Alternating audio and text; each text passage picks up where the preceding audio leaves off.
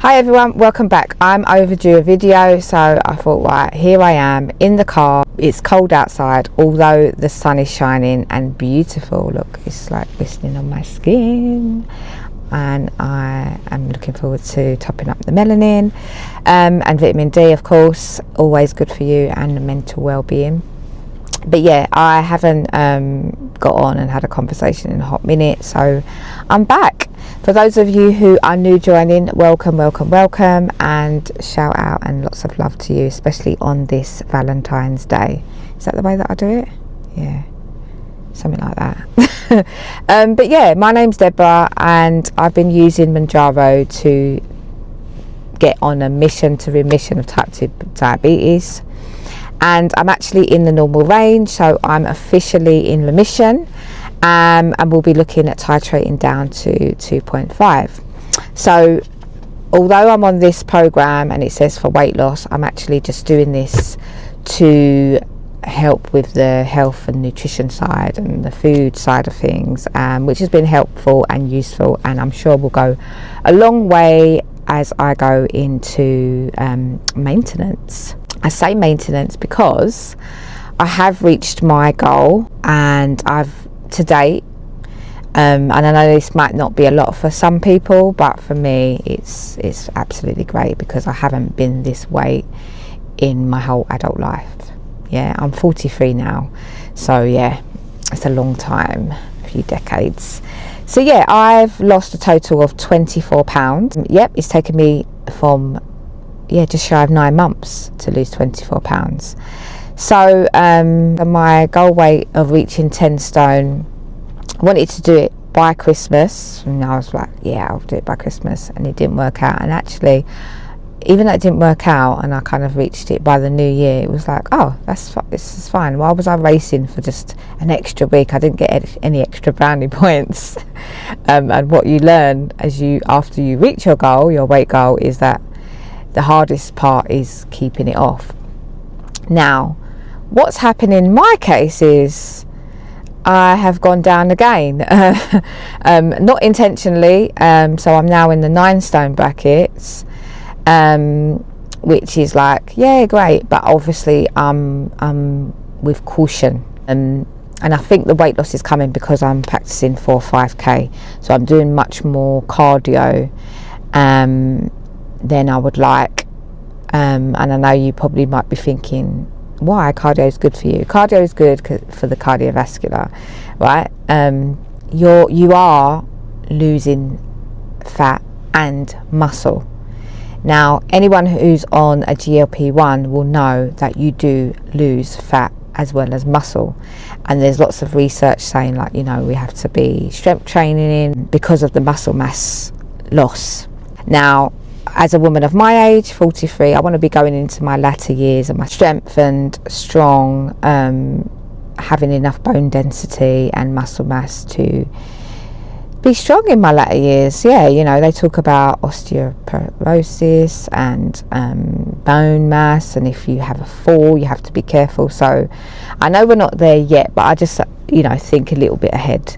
Especially as my mum being type 2 diabetic, and she needed lots of walking aids, and she had knee replacements and all of that jazz. So I'm just mindful. I'm not letting it kind of take over my mind and being overthinking and overwhelmed by it, but it's just something to be cautious of. Same way I should have been cautious of the type 2 when I was warned when I was pregnant and had gestational diabetes. I didn't take heed, so it's just kind of being aware and doing something about it now to prevent it. So yes, I'm doing I'm chopping it up a bit all over the place, but I'm doing the 5k run. So I do 2 runs a week, and I think that has contributed towards me losing a couple of pounds. So I'm 9 stone 12. I wouldn't want to go any lower than 9-10. Like, it would be too much for me. That kind of bracket you have, like in maintenance, you have a kind of leeway of, you don't want to go lower than this and you don't want to go higher than this. So I wouldn't want to go higher than 10.5. 10 stone 5, and I wouldn't want to go lower than 9 stone 10. So I think that's a nice, you know, medium range for me. But obviously if I put on weight because of muscle, then that's fine, because muscle, you're kind of going to look leaned out anyway. But yeah, so I feel good. I feel really energized with the runs. It hasn't been great weather with the runs. Like, we've had literally rain. I'm sure the weather forecast said we had rain every single day throughout the year so far, is it? Or definitely throughout the month of January, we had rain every single day. So it was a bit off-putting, but I didn't allow it to get in the way of my goal. So how long will I be doing the 5k running for? I need to finish the 12-week program through the Runner app. I did delay a week because I wasn't well, so I'm behind, but it's fine, because as long as I do it. Why do I do it? Why am I doing it? Do you know what? You know, when you just set yourself something, I think looking back into when I went to secondary school, they used to make us do this thing called cross country, and I remember that feeling, and I think I came like the last 10. I couldn't run for nobody. Yeah, even if there was a donut hanging in front of me, I couldn't run. I had no stamina, longevity, like the fitness was just on the floor. I could sprint. I wasn't fast, but I could sprint 100 meters. I did like 100 meters, and I did like relay, but long distance running was just not me. And so, because it sat with me, you know, sometimes things sit with you and you've kind of got to get it out. You've got to kind of prove to yourself, no, I can do this. So it's kind of one of those ones of like, yeah, I'm going to prove to myself that I can do a long distance. And I know some people might be like, 5k is not long distance, but for me, I want to prove to myself that I can do it. So yeah, once I've done the Runner app program, like build up, I'm gonna try a park run, and then I'm going to, because the park runs in my area clash with the same time that I'm on my program, so yeah, it won't work. But this is nearly finishing, so I'll be able to commit my Saturday mornings to either gym or park run. So I'm quite looking forward to doing that. So once I've done the park run, then I'm gonna put myself forward and do a challenge and like a race. So I'm excited for that. I've realised as well, my brain likes to work towards things and see if I can achieve it, and then feel good at the end, which helps, because now that I've reached, you know, remission of type 2, and I've reached my weight loss goal, it can feel a bit empty if you're not doing anything, and because you've been like, oh, it's you know, that saying of like, it's not about the end goal, it's the journey. I now get it, like the penny's dropped. So I feel like I need to be always working towards something or doing something, because maintenance is hard, because there's no end goal, if that makes sense. I don't know if I'm making sense to anyone, but in my head I'm like, what works for me is if I set myself new challenges, and if I achieve them, it makes me feel good. I get that dopamine rush, and I feel like, yep, and then there'll be something else. So but obviously I'll try to do that without burnout, because I'm in a new role at the moment. I am in a senior, management level, so it is kicking my butt. So I'm very mindful. I've been checking my glucose more regularly, because any stress that comes is going to spike my insulin. So thankfully my levels are still in the 5s when I'm testing, so that's good. And when I am eating, an hour or two after, they are regulating and come back down, so that's good. I might even do a video, actually, a day in the life or a week in the life of my sugar levels. I don't know if that will be interesting to anyone to see what spikes it, and how my body reacts. I don't know, I might just do it. Here's some things, because I did a video 2 weeks back about my top 3 best and worst symptoms of Mounjaro, and I think I didn't do it justice in terms of, like, yeah, I only gave 3 best symptoms. Obviously, one being that its effectiveness for the type 2 diabetes that I'm now in remission of and now in a healthy range. 2, it helped with weight loss. Everyone loves a bit of weight loss. Well, no, let me not make that assumption. And then number 3 was the inflammation in my knee. So I suffered with really bad joint pain in my knee, which has gone. It's resolved, and hence I'm able to do runs on the treadmill, on my walk pad, runs in the community, and so yeah. But that is not the only thing that Mounjaro has helped with. Now, I'm not currently wearing my glasses, which I should be, but as a result of the type 2 diabetes, I developed a condition where you get at the back of your eyes, this eye disease, retinopathy, and melacanopathy. So 2 conditions, one in each eye. And so it meant that, you know, some people, if they don't address the diabetes, or if you get really, really high sugar levels in your blood, you can lose sight, your vision can go. My eyes, over the years, when you're type 2 diabetic, they call you to get blood screening, eye screening, every 6 months. And so what was happening, when I read my letters, they were kind of, it's got worse, and they were deteriorating. Since I've used Mounjaro, the results have said that eye health has not deteriorated. So it's put a halt on my eye health deteriorating, which is good.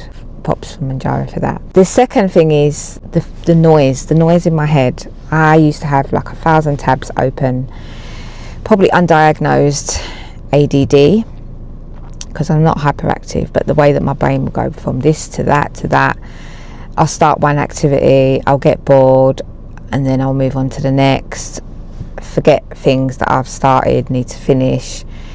My conversation sometimes used to start and then I've moved on to the next thing, forgot what I was talking about. I would have intense thoughts about things, overthink things. So it was all just a mind, like a spaghetti junction, and that has really cleared since taking Mounjaro, alongside with what they called food noise. So thinking about food, oh, what am I going to have for dinner? Oh, I'm hungry now, what will I have for lunch? That's not gone completely, but it's really, really significantly reduced.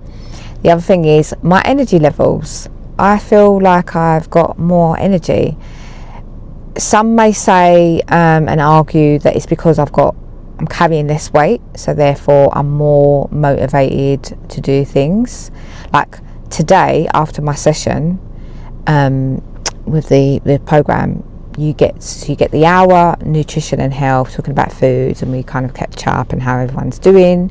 You weigh as well, and the second half you get to use the gym. I was in that gym. I used to have gym anxiety because I used to think, oh, I don't really want to be, I don't know how to use the machines, I don't know what I'm doing. It's weird because I didn't have that before. I would go and use it and feel confident. I went for a period of not wanting to step into a gym at all, and I don't know what that block was. But it seems to have gone now, because we do our little workout at the end. We do our stretches, and it's good. I felt good. I was like on the weights thinking, so you might see me do a little video about that. I was short. The other thing Mounjaro has helped me with is the way that I think about my health, because there's this misconception that you just inject and the fat melts and then everything goes, which is not the case. There may be some people that have been able to eat what they want, however they want, whenever they want. That has not been my experience, and from what I see content creators the majority hasn't been the case for them either. You do have to put in the work. You have to, you know, move your body more. I'm not saying that you have to be in the gym, but you do have to move your body more, and you do have to make healthier health choices. Contrary to some people, they might really enjoy this. I wasn't really much of a drinker anyway, only like socially if I'm out or at special occasions I might have like a little rosé or, you know, something like that. But my desire for alcohol is zero. Yeah, there's nothing there at all. It's weird. I don't crave it, I don't miss it, I'm not thinking about it even after like a stressful week at work. I don't think like on Friday night I'll have a little tin like mixer. I'm not thinking about it. I'm just, yeah, it's non-existent. It's strange. I don't know whether that will return back once I finish using Mounjaro, if I do finish and stop using it eventually. Yeah, I'm not sure. I don't know what other people's views or experiences have been, but for me, I don't have any desire for alcohol whatsoever, and I feel alright about it. I don't feel like I'm missing out socially in any way. I'll just get an alternative drink. And to be honest with you, I haven't really been out this month much at all. Yeah, we went to the theatre to watch Hercules for my daughter's 26th birthday, and that was cool. And we didn't even go for a meal. We would do a meal and then go to the theatre, but it was a weeknight. We were pushing it for time, and so yeah, it was quite tight us getting there and getting in, but the show was good. I'll actually insert a clip of that so you can see what we was up to. Right, so I'm on the train. I am travelling with the girls and my son-in-law. The next station is Monument. Yeah, we're off to see. Where are we off to see? Hercules. But we're cutting it very fine. We've got how many minutes to get there? The show starts at 7:30. It's 7:15, and we've still got 5 more stops on the train. But we're runners now, so we can jog. I forgot my glasses. I'm walking fast. You should be running, but you know, safety first.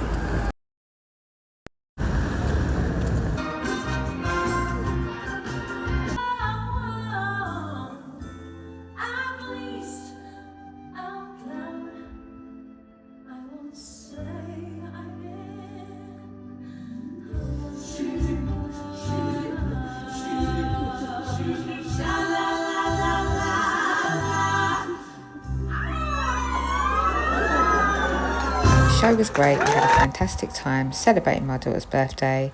And yeah, I hope you enjoyed the snip clip. Finally, I would say what Mounjaro has done for me is made me more health conscious, more health aware. So like I said, I'm on the program, I'm looking at nutrition, I'm looking at healthy swaps, I'm looking at, okay, what can I have as a substitute? Never in my life did I ever think I'll be thinking about protein in the way that I do. I don't calorie count, but I do make a conscious effort to try and reach my protein goals each day. Now ideally my body would like 120 grams of protein. I struggle to get 100 grams in across the day. The reason being is I'm not a fan of the, you know, the kind of ready-made protein shakes. Not because they don't taste good. They taste, well, most of them, they taste good. It's the sugar levels in them. So type 2 diabetes, I don't want that coming back. So therefore I have to be mindful of what I'm consuming. So I have to try and get as much of my protein intake through single ingredient food. So I am having staples My staples are now, like, you know, before staples might be like you always got to have bread, your milk, your block of cheese, and my staples, I always have to have eggs, chicken breast, cottage cheese. Ooh, who ever knew that I would like cottage cheese? Egg whites to kind of boost that up. Yeah, just kind of like my broccoli, green beans, kale, spinach, love all that. Sardines, again, who knew that I would be like, I love a bit of mackerel, I love salmon, and I'm not carb is not the enemy for me, but carbs do, yeah, you know, your obvious carbs, they do spike my levels, so I just have to be careful the quantity of how much. So it's helped me be really conscious about my health, because I'm thinking longevity, I'm thinking long term. I'm also having more conversations with people about health. I'm not the health police, this is what I'm not. This is just my experience. I'm not here to kind of criticize anyone or watch what they're doing and think that I'm, you know, better than anyone else. No. I've got so much more to learn, and I'm only learning this the latter end of the Mounjaro journey. This was not me at the beginning. I was, yeah, not doing that. And you know, admittedly, some days when the suppression was really, really high, I was doing like OMAD, and not necessarily heavy nutritionally based OMAD 1 meal a day, because I'm not a breakfast fan. I wasn't a breakfast fan. It's just a habit that got in when I was doing the intermittent fasting, and then I would not be hungry at lunchtime, so I would just eat when I was like, oh yeah, I need to eat now, which is not great. So yeah, we advise you not to do that. If you do struggle with eating because your suppression is so high, or you're feeling full, just try and do like little and often, as much as you can, and get those little and oftens, lots of protein in it. I think I mentioned energy levels. Yeah, my energy levels are better, so I'm moving more, and then when I'm moving more, it helps my body just to kind of relax and get the better sleep, because my sleep was atrocious before, and now it's improved. It's not the best, it's not, but it's much better than it was, so I'll give it that. Like I said, being more health conscious, but being more aware of my body and the signals has been eye-opening.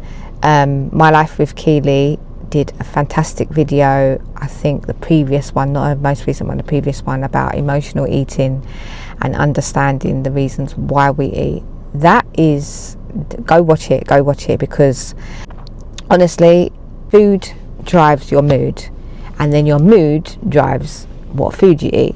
So it's kind of a vicious circle of like, is it the chicken or the egg? What emotion is it that's driving you to eat? So first of all, you have to find out, right, I'm actually hungry. Am I thirsty? If it's none of the two, why is it that I'm thinking that I need to reach for food or a snack right now? What emotion is coming up? Am I bored? Am I being challenged because I'm feeling a bit stressed? Am I feeling sad? Am I happy? And you know, that's what we do, because we celebrate, because we've done something well, we've achieved something. So identifying the emotion, the feeling, and then being like, okay, is food going to help with this feeling? I do think a lot of it is driven by subliminal messages that we see in films. You know, when we celebrate, we're like, oh, there's food, let's go out. We're sad, you know, a breakup there with the ice cream tub and eating. End of the week, should we order a Chinese? We order, you know, a takeout, because we think, yeah, I've worked really hard, I'm going to reward myself with a takeout, and then undo all the great work that we've done in the week. So it's just being cautious, being mindful. Yep, she talks about mindful eating and not being emotionally led. How often do you see people, right, I'm bored, I'm going to eat a chicken breast? We don't do it. We go for the chocolate, we go for the sweets, we go for alcohol even. So yeah, being mindful about food, certain foods will increase your cravings, and then that would influence the mood that you're in. And then depending on what mood you're in, that's going to drive what food you're eating. So yeah, just being mindful about that. Love to hear your thoughts about anything that I've mentioned. I'd love to hear any questions that you have about my journey, or Mounjaro, or the weight loss, the type 2 diabetes. Yeah, ask away, because I do love a bit of interaction. And last night I did a live. I went live because I've seen people go live and I love it. I'm one to sit in the background. I love the discussions, I love the topics, I love just kind of tuning in. It's become my new telly now, but I thought, right, I need to try it out. I did it having a fellow content creator, V's Juice Box, who has her own juicing business and company that you can order from online. But also she's a health and nutrition coach, so I get lots of tips from her. I'll link her and you can check out her channel. But we had a really good conversation, and I'm like, when I watched back the live, I can't even upload it because my reception was so bad you couldn't even hear what I was saying, and it was kind of like freezing parts. So we'll have to get together, V, if you watch this video, we'll have to get together and sort out doing an interview together, because that would be really good. She spoke about her own journey of being pre-diabetic three times, yeah. So yeah, learn from us, guys. Prevention is better than cure, you know, and I'm speaking from experience. It's not nice having had type 2, don't have it anymore. Yeah, just get on the health journey, get better, get your mind better. But yeah, that's enough for me. I need to get in, I need to get some lunch, I need to get some protein in my body, because I did a little bit of a workout, which I'll insert at the end. So here's one final thing that I almost forgot: the benefits of Mounjaro and how it's helped my health. Back in May 2025, when I had my results back from the HbA1 and they told me it was 91, they also informed me that my cholesterol levels were really high. Now, anything over 200 is classified as high, and you may be put on some kind of statins. Now, if you don't know what cholesterol is, it is high level fatty levels in the bloodstream, and it's one of the leading causes for heart attacks and strokes. Now, it's usually caused by unhealthy eating, obviously lack of exercise, being overweight, but also can be caused genetically. Historically, I've mentioned this in previous videos, but my mum had a heart attack and multiple strokes, as has my brother had a heart attack and a stroke. So what are we trying to do here? Break chains, yeah? And that will not be my portion. Okay, so I'm trying to make as much changes as I can now. Thankfully, Mounjaro has kind of helped with weight loss, helped with the diabetes, helped with the cholesterol, because I no longer have high cholesterol. So, I mean, it's something to be aware of, because if you didn't know, it has no symptoms. You won't know. You won't know unless you've had blood work and a test to detect that it's high. So that's something that I would encourage everyone. Get a blood work test done to see what is your body saying, where are the levels at, what's needed, what's lacking, what's not needed. Mounjaro, it's not a magic pill, it's an aid, it's a tool to kickstart me to continue this for my health. But thank you for tuning in and taking the time to watch. If you haven't already, please like and subscribe, share, comment, and I shall see you on the next one. Take care. Bye.